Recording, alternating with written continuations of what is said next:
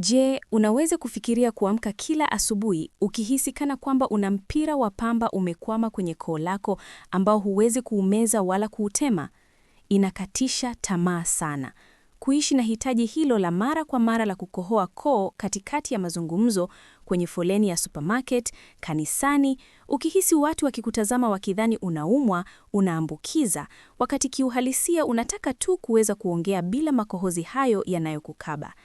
Nimesikia hadithi hii maelfu ya mara. Wagonjwa wanaofika ofisini kwangu wakisema, "Daktari, kohozi hili haliondoki. Nimejaribu dawa za maji, vidonge, tiba za bibi, hakuna kinachofanya kazi." Na kibaya zaidi, si dalili, ni kukata tamaa. Nisikilize vizuri. Nitakachokufichulia leo si habari ya kawaida unayopewa katika ushauri wa dakika 5. Ukweli ni kwamba kohozi la kudumu si ugonjwa wenyewe, ni dalili, ni alarm ambayo mwili wako unapiga kelele kukuambia kwamba kuna kitu cha ndani zaidi kinachoharibika.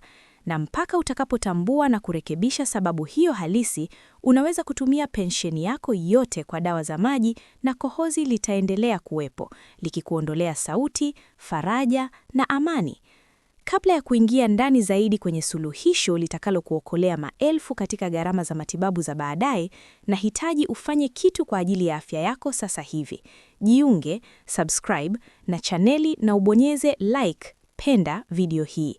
Kwa kufanya hivyo, unaiambia algorithm kwamba unajali tiba halisi inayotafuta chanzo na si kufunika dalili tu. Fanya sasa, kwa sababu nitakachokueleza kuhusu mfumo wako wa mmeng'enyo na upumuaji kinaweza kukuokoa na miaka ya matibabu yasiyo ya lazima. Umeshayafanya? Vizuri. Sasa zingatia, kwa sababu huu hapa ukweli ambao hakuna anayekuambia kuhusu kohozi. Pengine utashangaa nitakachokuambia. Makohozi si adui yako. Kwa kweli, ni mmoja wa washirika wako bora katika vita vya kila siku ambavyo mwili wako unapigana dhidi ya virusi, bakteria na uchafuzi. Mwili wako huzalisha kati ya lita 1 na 2 za makohozi kila siku. Ndiyo, umesoma vizuri. Lita 1 hadi 2. Dutu hiyo nzito hufunika njia zako za hewa kutoka puani hadi mapafuni, ikinasa kila kitu ambacho hakipaswi kuingia kwenye mfumo wako. Vumbi, viini, vizio, allergens, kila kitu kinanaswa katika ngao hiyo ya ulinzi ambayo baadaye huondolewa kimya kimya bila hata wewe kutambua. Tatizo si uzalishaji wa makohozi. Tatizo linaanza wakati makohozi hayo ambayo yanapaswa kuwa mepesi kama maji yanapokuwa mazito, yenye kunata, yasiyoweza kusonga. Ni kana kwamba mfumo wako wa ndani wa mifereji umeziba na sasa kila kitu kinajikusanya kooni mwako, kikikusababishia hisia hiyo ya kukabwa. Nimeona wagonjwa wa miaka 60, 70, 80 waliofika wakiwa wamekata tamaa kabisa, wakiwa wameshawishika kwamba ni jambo la umri. Uongo! Kohozi la kudumu si la kawaida katika umri wowote. Huna haja ya kuzoea kuishi bila raha. Na ukifuata ushauri nitakaokupa, si tu utarejesha ubora wa maisha yako, bali utaepuka kutumia pesa kwa dawa ambazo zinafunika tu tatizo. Tuzungumzie kuhusu Bibi Carmen, mgonjwa wa miaka 68. Alifika kwangu akilia kwa sababu alikuwa ameacha kwenda misa na kwaya. "Naona aibu daktari, nakohoa koo kila baada ya dakika 2 na kila mtu ananiangalia." Maisha yake ya kijamii yalikuwa yamekwisha. Sababu? Haikuwa maambukizi, haikuwa mzio, lilikuwa tumbo lake. Alikuwa akisumbuliwa na kiungulia cha kimya au silent reflux. Na hapa ndipo nataka ufungue macho yako vizuri, kwa sababu hii ndiyo sababu namba 1 ambayo karibu hakuna anayeishuku. Reflux ya laryngopharynx au kimya ni ya hila. Tofauti na reflux ya kawaida, huhisi kuungua kifua wala asidi. Asidi ya tumbo lako hupanda kwa njia ya gesi au ukungu hadi kooni mwako, kwenye nyuzi zako za sauti na koo la sauti, larynx. Hakuna maumivu, lakini kuna uharibifu. Koo lako likihisi kushambuliwa na asidi, hujilinda kwa kuzalisha makohozi zaidi. Ni utaratibu wa ulinzi. Kadiri asidi inavyokanda, ndivyo unavyozalisha makohozi zaidi kulinda tishu. Ni mzunguko mbaya. Utafiti wa kliniki maarufu ya Mayo uligundua kwamba hadi 60% ya watu wenye kohozi sugu wanasumbuliwa na reflux ya kimya bila kujua. Je, unaelewa ukubwa wa hili? Watu wengi wanatumia dawa za kikohozi wakati wanapaswa kurekebisha lishe yao na tabia zao za kulala. Wanatibu mapafu wakati tatizo liko tumboni. Nataka kusimama kidogo hapa. Je, unajihisi kutambuliwa na hili? Je, unakohoa koo zaidi asubuhi unapoamka au unahisi sauti yako inakuwa nzito bila sababu? Ikiwa ndivyo, nataka kukusoma. Andika neno asubuhi kwenye maoni ikiwa dalili zako zinakuwa mbaya zaidi unapoamka. Ni muhimu tutambue mifumo hii ili tuweze kuishambulia. Sasa, tuchambue kwa nini hili ni hatari sana kwa uchumi wako na afya yako ya muda mrefu. Ikiwa hutatibu reflux ya kimya, asidi inaweza kuharibu kabisa nyuzi zako za sauti na hata kuongeza hatari ya majeruhi makubwa zaidi kwenye umeo, esophagus. Tunazungumzia taratibu zenye gharama na zenye maumivu huko mbeleni. Lakini ukitumia nitakachokufundisha, suluhisho ni karibu bure. Sababu ya pili inayoharibu koo lako na kuwachanganya maelfu ya madaktari ni mtiririko wa nyuma ya pua sugu. Unapofikiria sinusitis, unafikiria maumivu makali ya kichwa, si ndio? Lakini kwa wazee, sinusitis sugu ni ya kimya. Sainasi zako zinazalisha makohozi ambayo kwa sababu ya uvimbe au mzio usiotibiwa yanakuwa mazito. Badala ya kutoka puani au kuyeyuka, yanadondoka polepole nyuma ya koo lako unapolala. Ni kana bomba lililofungwa vibaya linalodondoka usiku mchana. Unalala vizuri, lakini kwa masaa 8 makohozi hayo mazito yanajikusanya pale pale kooni mwako.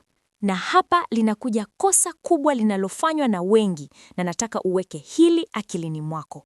Usitumie antihistamines kwa hili bila kufikiri.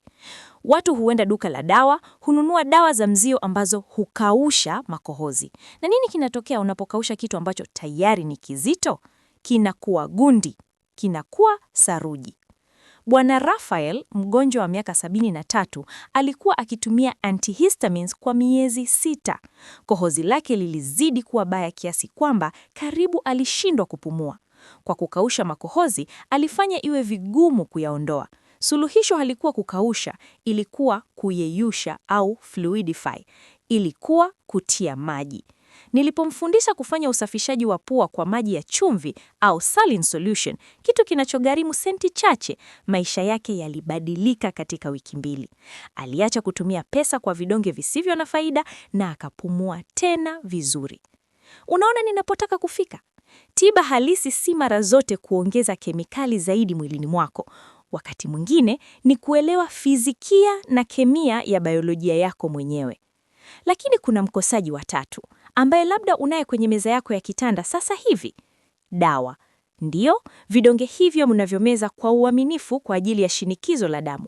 Vizuizi vya ACE au ACE inhibitors kama enalapril au lisinopril vina athari ya kando inayojulikana sana. Huongeza dutu inayoitwa bradykinin. Hii husababisha kikohozi kikavu na uzalishaji wa kohozi la kuwasha. Si maambukizi, ni kidonge chako cha shinikizo. Bibi Luiza alikuwa akiteseka kwa miezi 8 akitumia dawa za kuua bakteria zilizoharibu mimea ya asili ya utumbo wake, intestinal flora, akidhani ana bakteria. Nilipopitia historia yake na kuona dawa ya shinikizo, tuliongea na daktari wake wa moyo ili kuibadilisha. Wiki 3 baadaye, kohozi lilitoweka. Rahisi hivyo. Tatizo lake halikuwa koo lake, ilikuwa athari ya kando ya dawa. Tahadhari, sisemi uache dawa zako, usifanye hivyo kamwe bila usimamizi. Ninachosema ni kwamba lazima uwe mgonjwa mwenye taarifa. Lazima uulize, lazima uchunguze ikiwa unachotumia kinaweza kuwa kinakusababishia kukohoa koo huko kusikoisha. Sasa kwa kuwa unaelewa sababu, tutazungumzia suluhisho la kweli, lile linalofanya kazi, lile lisilohitaji uweke nyumba yako rehani. Kwa reflux ya kimya, ufunguo ni nguvu ya mvutano na muda. Kwanza, inua upande wa kitanda chako kati ya sentimita 10 na 15. Usitumie mito ya ziada, hiyo inakunja tu shingo yako. Unahitaji kiwilichwa chochote kiwe kimeinama ili nguvu ya mvutano izuie asidi kupanda wakati umelala. Pili, na hili halijadiliwi, funga jiko masaa 3 kabla ya kulala. Tumbo lako linahitaji kuwa tumbo. Ukilala na tumbo limejaa, unakaribisha asidi kupanda kooni mwako na kuchoma tishu zako. Ni akili ya kawaida, lakini ni dawa yenye nguvu zaidi iliyopo. Na zaidi ya yote, ondoa vyakula vile vinavyolegeza mlango wa tumbo lako. Mnana, chokoleti, kahawa usiku. Najua ni ngumu kuacha kahawa usiku, lakini unapendelea nini? Kahawa au kuweza kupumua bila kuhisi mpira wa makohozi kooni? Kwa mtiririko wa nima ya pua, sahau kemikali zinazokausha. Suluhisho ni maji na chumvi. Usafishaji wa pua: maji yaliyochemshwa na kupooza, chumvi ya bahari na kiasi kidogo cha soda ya kuola. Soda ya kuola huvunja makohozi, huyayayusha. Ni sayansi basiki. Kufanya hivi mara 2 kwa siku ni bora zaidi kuliko dawa yoyote ya bei gharimu unayoiona televisheni. Na hapa tunafika penekuki muhimu au siri ambayo makampuni ya dawa huupuuza kwa sababu hawawezi kuimiliki. Maji. Utiashaji wa nguvu. Mwili wako unahitaji kiasi cha lita 2 za maji ili kuweka makohozi yakiwa mepesi. Usipokunywa maji, makohozi yako yatakuwa kama gundi. Maji ni dawa bora ya kuyeyusha makohozi duniani. Ni ya bei chache, ni inapatikana na inafanya kazi. Kabla kuendelea na makosa mabaya unayofanya na yazozindisha hali yako, nataka nikuulize swali zito. Je, unatumia dawa yoyote kwa ajili ya shinikizo au maumivu ya viungo? Wengi hawajui kwamba dawa za kuzuia uvimbe, anti-inflammatories kama ibuprofen, pia huongeza reflux. Andika neno dawa kwenye maoni ikiwa unatumia vidonge kila siku. Nataka kujua wangapi kati yenu wako katika hali hii ili niweze kuwapa ushauri maalum zaidi baadaye. Sasa, tuzungumzie makosa. Kwa sababu nimeona watu wakifanya mambo ambayo kwa nia njema yanaharibu koo lao. Kosa la kwanza baya ni kukohoa koo. Najua ni silika, unahisi kohozi na unafanya sauti hiyo nzito ya kooni. Acha. Kila unapokohoa koo, unagonga nyuzi zako za sauti moja dhidi ya nyingine kwa nguvu. Hiyo inasababisha uvimbe. Na mwili hufanya nini kukiwa na uvimbe? Huzalisha makohozi zaidi kulinda eneo hilo. Ni mzunguko wa kujiharibu. Unakohoa koo, unajiumiza, unazalisha makohozi, unakohoa koo zaidi. Badala ya hivyo, kunywa maji baridi kidogo. Au kohoa polepole mdomo ukiwa wazi bila kukwangua koo. Lazima uifunze upya akili yako. Kosa lingine la kawaida: limao na sukari au asali kupita kiasi. Sukari hukausha utando kwa njia ya osmosis. Ikiwa una kohozi zito na unakunywa kitu kitamu sana, unaweza kuhisi nafuu ya muda, lakini baadaye tishu hukauka na makohozi huganda zaidi. Kuwa mwangalifu na tiba za nyumbani kama huelewi zinavyofanya kazi. Na tafadhali, kuwa na subira. Tishu huchukua muda kupona. Ikiwa umekuwa na reflux ya kimya kwa miaka, koo lako halitapona kwa siku 2. Zipe itifaki hizi angalau wiki 3. Msimamo ndio ufunguo wa mafanikio na kuokoa pesa. Fikiria hili kama uwekezaji. Wiki 3 za nidhamu zitakupa miaka ya utulivu. Lakini kuna wakati ambapo dawa za asili zina kikomo, na kama daktari anayewajibika, lazima nikuambie lini ukimbilie hospitali. Ikiwa kohozi lako lina harufu mbaya, harufu ya uvundo, hiyo ni maambukizi ya bakteria. Ukiona damu, hata kama ni nyuzi nyekundu, usiipuuze ukidhani ni kwa sababu ya kukohoa koo. Tafuta ushauri. Ukipungua uzito bila kukusudia, hiyo ni ishara kubwa ya hatari. Tunazungumzia maisha yako, kuhusu uwezo wako wa kufurahia miaka ya dhahabu. Fikiria kuweza kuimba, kuongea, kucheka bila hofu ya kukabwa. Inawezekana. Bibi Carmen alifanikiwa, Bwana Raphael alifanikiwa. Wewe pia unaweza. Ujuzi bila vitendo ni burudani tu. Sitaki video hii iwe kitu ulichoona mtandaoni tu. Nataka iwe mwanzo wa kupona kwako. Inua kitanda chako leo, kunywa maji yako leo, kagua dawa zako leo. Mwili wako ni hekalu, na wakati mwingine unahitaji tuache kuushambulia ili uanze kupona. Lakini subiri, kwa sababu hii inazidi kuwa ya kuvutia na hatari zaidi ikiwa hautazingatia.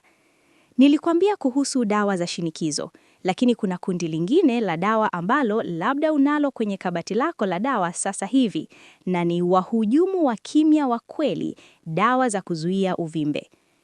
Ibuprofen na Proxen, zile unamezea kwa maumivu ya goti au mgongo. Je, ulijua kwamba dawa hizi hupunguza prostaglandins ambazo zinahusika na kulinda ukuta wa tumbo lako? Kwa kufanya hivyo, huongeza reflux ya gastroesophageal. Na kama tulivyojifunza tayari, reflux zaidi ina maana kohozi zaidi. Ni mzunguko mbaya ambao hakuna anayekuonya. Unakunywa kitu kwa maumivu ya viungo na unaishia na kikohozi sugu cha hakikuruhusu. Hata dawa za osteoporosis au kisukari zinaweza kuwa na athari za kando zinazochangia ukauvu au muwasho wa koo. Bidi Luisa, mgonjwa wangu mwingine wa miaka 65, alifika akiwa amekata tamaa. Alikuwa amejaribu kila kitu, asali, tangawizi, kujifukiza, hakuna kilichotenda. Nilipokagua orodha yake ya dawa, niligundua kwamba alikuwa anatumia kizuizi cha ACE kwa shinikizo la kubwa. Nilimwomba aongee na daktari wake wa moyo kuhusu kubadilisha na kutumia badala moja usio na athari hiyo maalum. Matokeo? Wiki 3 baadaye kohozi litotea. Tatizo halikuwa kooni mwake, lilikuwa kwenye duka la dawa.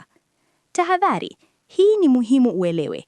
Sipendekezi uache dawa zako. Usifanye hivyo bila usimamizi wa daktari. Hilo lingekuwa kutowajibika. Ninachokuambia ni kwamba unahitaji kuhoji. Unahitaji kuongea na daktari wako na kuuliza, daktari, inawezekana kidonge hiki ndicho kinachosababisha kohozi langu? Mara nyingi, marekebisho rahisi katika dozi au aina ya dawa yanaweza kutatua tatizo ambalo limekutesa kwa miezi. Sasa, twende kwenye suluhisho la vitendo. Tayari tumezungumzia kuinua kitanda na lishe, lakini kuna nguzo ya msingi ambayo watu wengi huipuuza kabisa. Utiatishaji maji wa kimkakati. Mwili wako unahitaji angalau lita 2 za maji kwa siku ili kuweka makohozi yakiwa mepesi. Fikiria hivi, unapokuwa umepungukiwa na maji, mwili wako hujaribu kuhifadhi maji. Na hufanya nini? Hufyonya maji kutoka kwenye makohozi yakiyaacha mazito, yaliyokolea, yanayonata kama pipi iliyoyeyuka. Makohozi hayo hayawezi kusonga hata ukikohoa kiasi gani. Lakini unapokunywa maji ya kutosha, makohozi hayo huyeyuka, yanakuwa ya majimaji na mwili wako unaweza kuyaondoa bila wewe kutambua. Anza siku yako na glasi 2 kubwa za maji ya vuguvugu kabla ya kula chochote. Si baridi, vuguvugu. Hii inasaidia kulegeza tishu na kusogeza majimaji yaliyojikusanya usiku kucha. Kunywa kidogo kidogo kila wakati mchana kutwa. Chai zisizo na kafein pia zinahesabiwa, lakini maji safi ndiyo dawa ya kuyeyusha makohozi yenye nguvu zaidi iliyopo. Na ni bure kabisa. Unajua nini kingine kinasaidia sana? Kuongeza unyevu hewani. Ikiwa unaishi katika hali ya kavu au unatumia hita au kiyoyozi, hewa unayovuta inakausha njia zako za hewa kila sekunde. Humidifier ya mvuke baridi chumbani kwako inaweza leta tofauti kubwa. Lakini, na hili ni lakini kubwa, hapa kuna maelezo muhimu ambayo wengi huipuuza na yanayoweza kukufanya uugwe zaidi. Usafi wa kifaa hicho. Lazima usafishe humidifier kila siku 3 kwa siki nyeupe. Usipofanya hivyo, tanki hilo la maji linakuwa mahali pa kuzaliana bakteria na ukungu. Na unapoliwasha, unatawanya vimelea hivyo moja kwa moja kwenye hewa unayovuta. Humidifier chafu inaweza kusababisha maambukizi makali ya upumuaji. Kwa hivyo, kama utaitumia, jitoe kuisafisha. Nataka kusimama kidogo hapa kwa sababu hii ni muhimu. Wangapi kati yenu mna humidifier nyumbani au mnahisi hewa chumbani mwenu ni kavu sana? Wakati mwingine, suluhisho liko kwenye mazingira. Andika neno maji kwenye maoni ikiwa unatambua kuwa unaweza kuwa umepungukiwa na maji au ikiwa mazingira nyumbani kwako ni makavu sana. Nataka kuona ni watu wangapi wako tayari kufanya mabadiliko haya madogo leo hii. Tuendelee na makosa yanayozidisha hali yako. Kwa sababu wakati mwingine, tukijaribu kujiponya, tunajiumiza zaidi.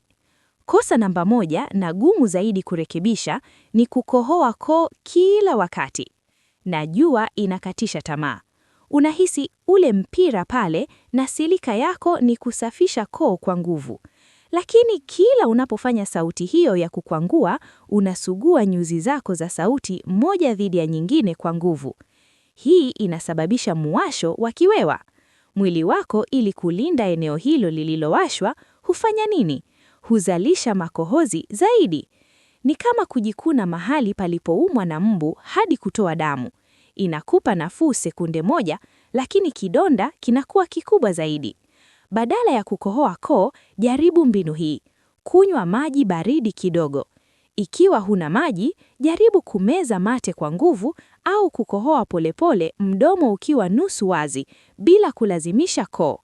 Lazima uifunze upya akili yako kuvunja mzunguko wa muwasho, kukohoa koo, muwasho. Kosa la pili baya ni kunywa dawa ya kikohozi bila kunywa maji. Guaifenesin, ambayo ni kiungo amili cha dawa nyingi za bei gharibu unazoziona kwenye runinga, inafanya kazi kwa kuvuta maji kwenye makohozi ili kuyayeyusha. Lakini, ikiwa hunywi maji, dawa haina mahali pa kupata maji. Ni kama kupika supu bila maji na tambi tu. Haifanyi kazi. Unatupa pesa zako jalani. Ukitumia dawa ya kikohozi, lazima uisindikize na glasi iliyojaa maji, lazima. Kosa la 3 linahusiana na lishe, bidhaa za maziwa. Kisayansi, maziwa hayazalishi makohozi zaidi. Hiyo ni hadithi. Lakini kaseini, protini ya maziwa na mafuta vinaweza kufanya makohozi ulionayo tayari kuhisiwa mazito na yenye kunata zaidi kooni. Ni swala la hisia, si wingi. Ukigundua kuwa baada ya kunywa glasi ya maziwa au kula jibini kohozi lako linahisiwa kuwa baya zaidi, fanya jaribio. Ondoa bidhaa za maziwa kwa wiki 2. Wiki 2 tu, na angalia kama kuna uboreshaji. Mara nyingi jibu liko kwenye kile tunachokula. Na kosa la 4, labda hatari zaidi kuliko yote, ni tiba za nyumbani zilizotumika vibaya. Kwa mfano, kusukutua kwa limau tupu au kutumia sukari na limau. Asidi ya limau ni kali na sukari, Sukari hukausha utando wa koo lako kwa mchakato unaoitwa osmosis. Kwa kukausha eneo hilo, makohozi yanakuwa mazito zaidi. Ni kinyume kabisa na unachohitaji. Ikiwa utatumia tiba za asili, tumia zile zinazotia maji na kulainisha, si zile zinazokausha na kuwasha. Kabla ya kuendelea, ikiwa habari hii inakufaa na unataka kuunga mkono aina hii ya maudhui yanayotafuta ukweli wa kimatibabu na si kukuuzia vidonge tu, kumbuka kujiunga, subscribe na chaneli. Ni bofyo moja kwako, lakini kwetu inamaanisha kuweza kuendelea kutafiti na kukuletea suluhisho hizi. Na kama tayari umejiunga, shiriki hii na mtu anayehitaji. Pamoja tuna nguvu zaidi. Sasa, tuzungumzie jambo zito sana. Lini unapaswa kuwa na wasiwasi kweli? Lini kohozi hilo linaacha kuwa usumbufu na kuwa ishara ya hatari ya kitu kibaya? Sitaki kukutisha, nataka kukupa taarifa, kwa sababu hofu inapooza, lakini maarifa yanaokoa maisha. Ikiwa kohozi lako lina harufu mbaya, harufu ya uvundo na inayoenea ambayo si ya kawaida, hii si reflux wala mzio. Hii mara nyingi inaashiria maambukizi makali ya bakteria, labda jipu au bronchiectasis, ambayo inahitaji antibiotics maalum haraka. Haitapona kwa chai ya tangawizi. Ukiona damu kwenye kohozi lako, kuwa makini sana. Wakati mwingine ukikohoa koo kwa nguvu sana, unaweza kupasua mshipa mdogo wa damu na kuona uzi mwekundu. Hilo linaweza kutokea. Lakini ikiwa damu ni ya mara kwa mara, ikiwa ni nyeusi, au ikiwa kuna magombo, lazima umuone daktari mara moja. Bibi Beatrice, mgonjwa wa miaka 71, alipuuza kohozi lake lenye damu kwa miezi 2 akidhani ni muwasho. Alipokuja kuniona hatimaye, tuligundua jeraha kwenye larynx yake iliyohitaji matibabu ya saratani ya dharura. Kwa bahati nzuri tuliwahi, lakini kama angesubiri mwezi mmoja zaidi, hadithi ingekuwa tofauti sana. Damu kwenye makohozi haipaswi kupuuzwa kamwe. Ishara nyingine ya hatari ni homa. Ikiwa una kohozi na ghafla joto lako linapanda hadi digrii 38 au zaidi na baridi, hiyo ni maambukizi yanayoendelea. Pneumonia, mkamba mkali, acute bronchitis, mwili wako unapigana na unahitaji msaada wa kimatibabu. Na hatimaye kupungua uzito bila sababu. Ikiwa unakula kawaida lakini nguo zako zinakupwaya na una kohozi hilo au kikohozi cha kudumu, hii ni ishara ya kimfumo kwamba kuna kitu kinachotumia eneji ya mwili wako. Usijichunguze kwenye Google, nenda kwa daktari. Omba X-ray, omba CT scan. Lakini turudi kwenye matumaini, kwa sababu wengi wenu, 90% ya mnayonisikiliza, hamna kitu kibaya. Mna reflux ya kimkimya, mna upungufu wa maji, mna tabia mbaya ambazo zinaweza rekebishwa leo hii. Bibi Beatrice niliyemzungumzia mwanzo alifuata itifaki neno kwa neno. Aliinuka kitanda chake, aliacha kula chakula cha jioni usiku maraja, alianza kunywa lita zake 2, alifanya usafishaji wa pua lake. Mnajua kilichotokea? Aliniandikia ujumbe ninaouhifadhi kwa upendo mwingi. Daktari, nilirudi misa, niliimba kwaya. Kwa mara ya kwanza kwa zaidi ya mwaka mmoja niliweza kuongea na wajukuu zangu kwa simu bila kulazimika kukata ili kukohoa. Imenirudishia maisha yangu. Mnaona? Haikuwa kidonge cha kichawi cha dola 100. Ilikuwa nidhamu, ilikuwa maarifa, ilikuwa kuelewa jinsi mwili wake unavyofanya kazi badala ya kupambana nao. Suluhisho la mtiririko wa mwenyapua kwa mfano ni rahisi kwa kushangaza, lakini inahitaji msimamo. Usafishaji wa pua. Usiogope kuufanya. Andaa mchanganyiko wa mililita 250 ya maji yaliyochemshwa awali na kupozwa, kijiko kidogo cha chumvi ya bahari na kiasi kidogo cha soda ya kuoka. Soda ya kuoka ni muhimu kwa sababu inasaidia kuyayusha makohozi mazito. Tumia sindano kubwa au chupa iliyoundwa kwa ajili hii. Ina juu ya sinki, pumua kwa mdomo na acha maji yaingie upande mmoja na kutokea upande mwingine. Mwanzoni ni hisia ya ajabu, karibu ya kukabwa kama ufanyi vizuri, lakini nakuahidi baada ya wiki moja unazoea. Na hisia ya usafi, ya kuweza kupumua hewa safi, ya kutohisi mtiririko huo wa mara kwa mara kooni, haina kifani. Bwana Miguel aliniambia, "Dokta, ningejua kuwa kitu rahisi kama maji na chumvi kingefanya kazi, ningejiokoa na miaka ya mateso." Kosa la kawaida hapa ni kukata tamaa mapema sana. Mabadiliko ya biolojia hayatokei usiku kucha. Koo lako limekuwa likiwashwa kwa miezi, labda miaka. Linahitaji muda kurekebisha mtando. Linahitaji muda kupunguza uvimbe. Ukitumia itifaki hizi kwa usahihi, unahitaji kuzipa angalau wiki 2 au 3 kabla ya kutathmini matokeo. Wengi huacha siku ya 3 kwa sababu wako vile vile. Usifanye kosa hilo. Uvumilivu ndio unaotenganisha watu wanaopona na wale wanaoendelea kuugua. Je, umekuwa ukifanya kosa lolote kati ya haya? Je, umekata tamaa? Nataka uwe mkweli kwako mwenyewe. Andika neno uvumilivu kwenye maoni ikiwa unajitolea kujaribu njia hizi kwa angalau siku 21. Nataka kuona ahadi hiyo ya hadharani kwa sababu unapoandika kuna uwezekano mkubwa utaitimiza. Tumefika wakati muhimu zaidi wa mazungumzo haya yote, wakati wa ukweli.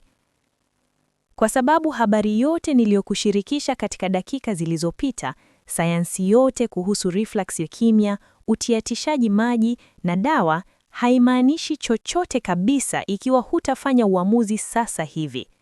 Maarifa bila vitendo ni burudani ya kiakili tu ambayo utaisahau siku ya kesho utakapohisi tena kohozi hilo kooni. Lakini ukiamua kuchukua hatua, ukiamua kuacha kuwa mhanga wa dalili zako na kuwa mhusika mkuu wa afya yako, basi kila kitu kinabadilika. Nataka uvute picha ya siku 21 zijazo, si kama adhabu, bali kama njia ya kuelekea uheri wako. Ukitumia itifaki niliyokufundisha leo, hili ndilo litakalotokea, karibu kama saa ya Uswisi. Katika wiki ya kwanza, utagundua kuwa hitaji la kukohoa koo linapungua. Halitatoweka kabisa kwa sababu mwili wako unaponya miaka ya mwasho, lakini utatambua kuwa si kila dakika. Utaweza kutazama filamu au kusali rozari bila usumbufu wa mara kwa mara.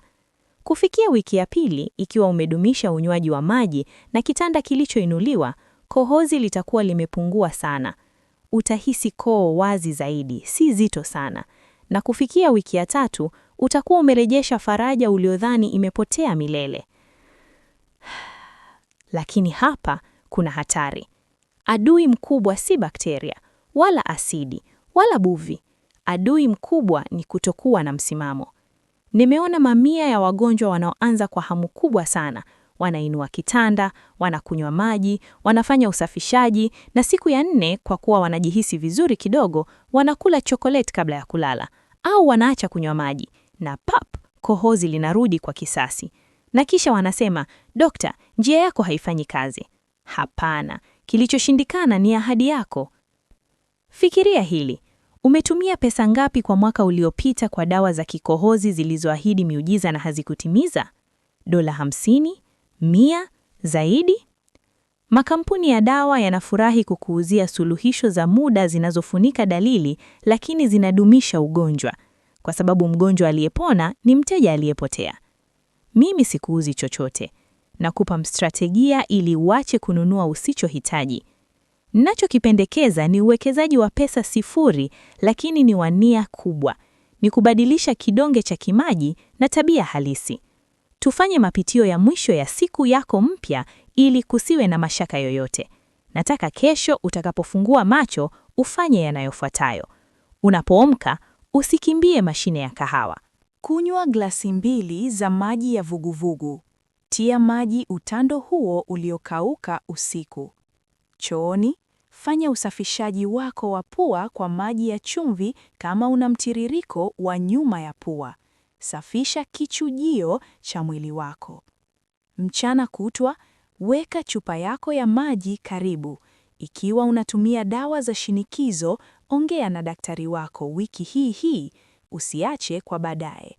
Usiku, kula chakula cha jioni mapema. Lipe tumbo lako masaa hayo 3 ya kupumzika kabla ya kulala, na hakikisha kuwa upande wa kichwa cha kitanda chako bado umenunuliwa. Ni rahisi, inachosha, lakini inafanya kazi. Tiba halisi huwa hivyo mara nyingi, inachosha na yenye msimamo, si ya kichawi na ya kulipuka. Sasa, acha niongee nawe moja kwa moja moyoni. Najua wakati mwingine tunapofikia umri fulani tunahisi kwamba juhudi haifai tena. Kwa nini wakati mimi ni mzee tayari, wengine wananiambia, hilo linavunja roho yangu.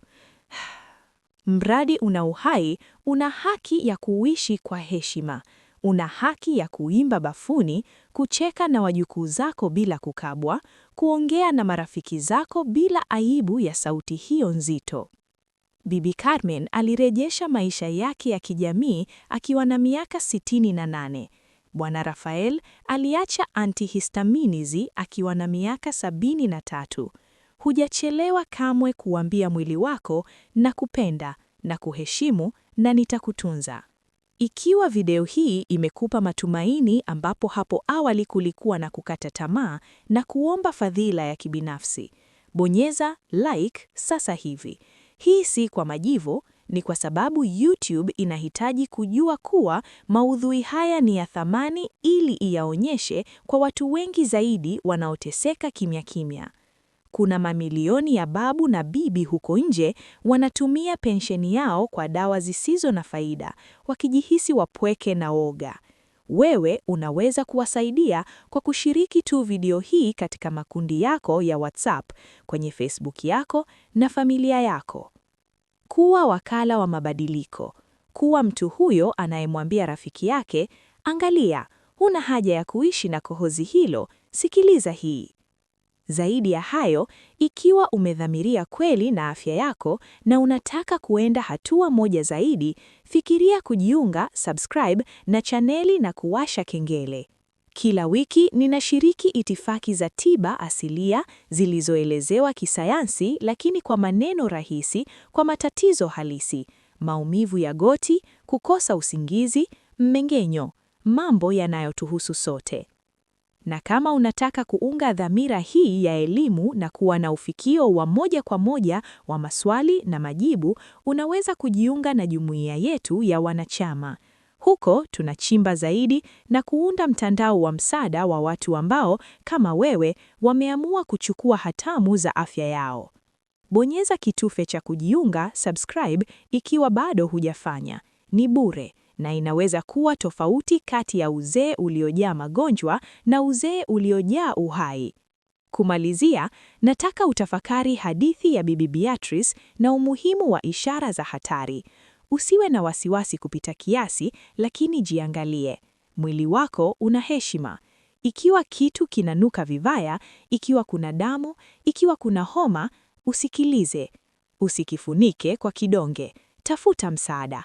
Lakini ikiwa ni kohozi hilo sugu la kuudisha linalogunata la kila siku, basi tayari una dato, tayari una nguvu. Wakati mwingine utakapohisi mpira wa pamba koloni, usikate tamaa.